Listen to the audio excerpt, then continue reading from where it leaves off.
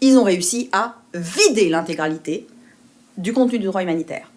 Puisque tout le monde peut être pris pour cible, à tout moment, sous toutes les formes, en état de légitime défense permanente et absolue.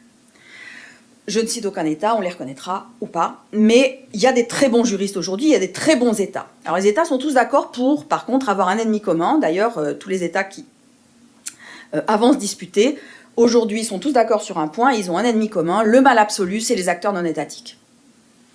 Ok, c'est bien, ça crée un consensus des États, tout d'un coup les Russes et les Américains sont absolument d'accord, c'est quand même les Russes qui ont inventé la guerre contre le terrorisme en Tchétchénie avant que les Américains se disent « Putain, c'est bon ce concept, ça marche !» Hein, les Français avaient inventé la guerre contre-insurrectionnelle. Enfin, cette question finalement de dénigrer le statut de combattant à l'ennemi, pas mieux, hein? Voilà, c'est un truc simple. Il suffit de dénigrer le statut de combattant à l'ennemi. Dès qu'il n'y a plus de statut de combattant pour l'ennemi, ça veut dire que l'ennemi est un criminel, mais s'il n'y a plus de statut de combattant, ça veut dire qu'il n'y a plus de statut de civil. Okay, donc l'espace civil en plus a disparu, il n'est plus habité que par des criminels et des États qui défendent le paradigme sécuritaire. Alors ça c'était vieux, mais aujourd'hui c'est la flambée absolue grâce à la guerre contre le terrorisme. Tous les conflits en cours sont des conflits armés non étatiques, donc on n'a que des États face à des non étatiques, et tous ces non étatiques sont requalifiés, ils l'étaient déjà avant, de acteurs terroristes. Et donc en fait le droit pénal est en train de manger le droit humanitaire. Dans un consensus sécuritaire qui n'est absolument pas contesté par personne.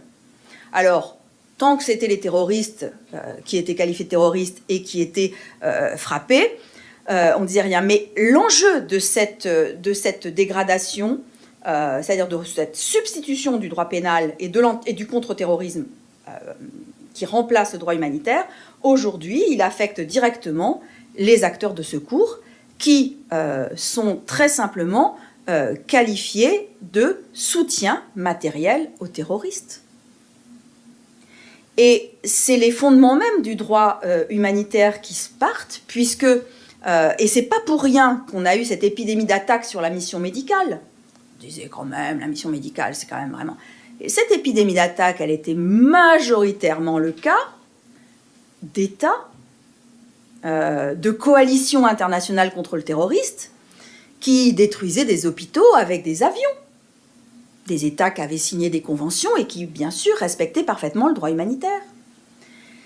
Mais quand on regarde la qualification des opérations d'MSF en matière de soutien médical, et qu'on la regarde dans le cadre des conventions des conflits armés non internationaux, ben, on fait notre devoir, on remplit l'obligation de soigner les blessés, à quel que soit leur bord.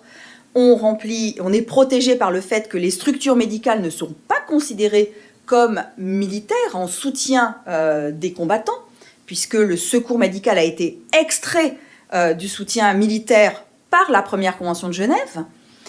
Et le fait de secourir ces ennemis ne peut pas donner lieu à des poursuites parce qu'il y a une immunité pour le personnel médical. Maintenant, on enlève ça, on met le contre-terrorisme. Un combattant blessé, terroriste, il n'est pas hors de combat parce que la qualification criminelle, elle ne s'arrête pas quand on est malade. Celui qui soigne, il n'est pas en train de soigner dans le cadre des conventions de Genève, il est en train de soutenir matériellement un terroriste. Aujourd'hui, dans les règles et les résolutions antiterroristes, tout rentre dans le soutien et il n'y a aucune exemption, aucune exception, y compris la fourniture de médicaments, la fourniture de soins. C'est de la complicité ou du soutien matériel. Le fait même de discuter, donc ce que nous faisons toujours en train de négocier, ça s'appelle faciliter la communication de groupes terroristes. Donc aujourd'hui, l'intégralité de ce que nous faisions auparavant normalement dans le cadre du droit humanitaire est aujourd'hui criminalisée dans le cadre du contre-terrorisme. Alors on est passé du statut de héros au statut de salaud. Nous, notre capacité à offrir des soins est considérée comme du soutien matériel à des groupes terroristes en Syrie. Et on a des gens qui sont inculpés pour ça. Donc on est, et c'est pour ça que je suis heureuse de recevoir ce prix Henri Dunant, on est aujourd'hui, au regard des conflits armés non internationaux et concernant la guerre contre le terrorisme, on est dans une situation pré-Solferino. C'est dommage.